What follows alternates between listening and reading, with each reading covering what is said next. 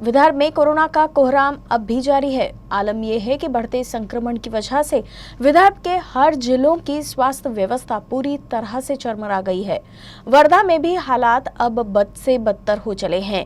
साथ ही रोजाना हो रही मौतों की संख्या भी चिंता बढ़ा रही है।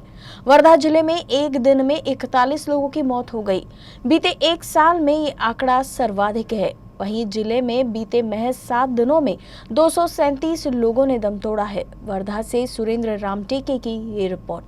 वर्धा जिल्ह्यामध्ये कोरोनाने मोठा प्रकोप केलेला आहे। एका दिवसाला 41 मृतदेहांवरती अंतिम संस्कार होत आहे आणि या जळणाऱ्या चिताला बघून आता तरी वर्धेकरांनो सावध व्हा। घराबाहेर पडू नका, शासनाने दिलेले नियम पाळा। या जळणाऱ्या चितांमध्ये तुमचा नातेवाईक असू शकतो, गावकरी असू शकतो, सगळा संबंधित असू शकतो आणि नसेल आणि तुम्ही बाहेर पडत असाल तर यातही तुमचा समावेश होणार की नहीं, हा प्रश्न स्वतःलाच विचारा। विदर्भ के हर जिले में कोरोना का कोहराम अब भी जारी है।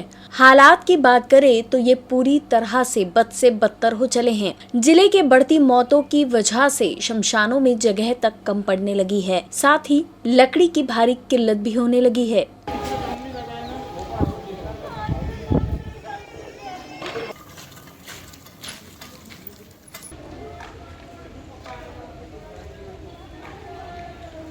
महामारी कोरोनाला का म्हटल्या जाते याचं खरं रूप आता वर्धेकरांना दिसत आहे। या जळणाऱ्या चिता एका दिवसाला वर्धेत 3 हॉस्पिटल आहेत।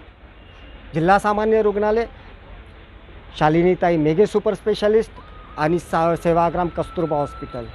इथे ऑक्सिजनचा पुरवठा पूर्ण आहे, पण रुग्णांना बेड उपलब्ध नाहीत। व्हेंटिलेटरवर असलेले रुग्ण हे घरात परत येतील की नाही हे नातेवाईकांना शंका आहे।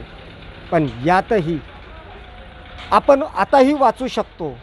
या जळणाऱ्या मृतदेहांकडे आणि या होणाऱ्या अंतिम संस्काराकडे बघा।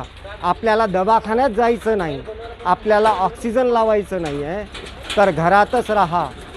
स्वतःला आणि स्वतःच्या परिवाराला सुरक्षित ठेवायचं आहे, स्वतःच्या गावाला सुरक्षित ठेवायचं आहे।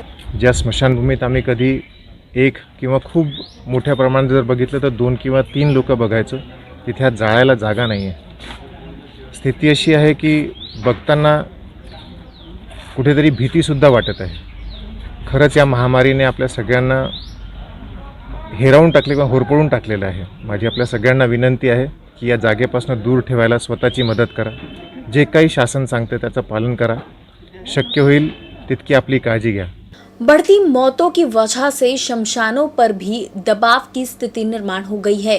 साथ ही ये काम करने वाले कर्मचारी भी शारीरिक और मानसिक रूप से थक चुके हैं। इस बीच यहाँ काम करने वाले कर्मचारी का बीमा कवर नहीं होने से बीमा कवर प्रदान करने की मांग कर रहे हैं।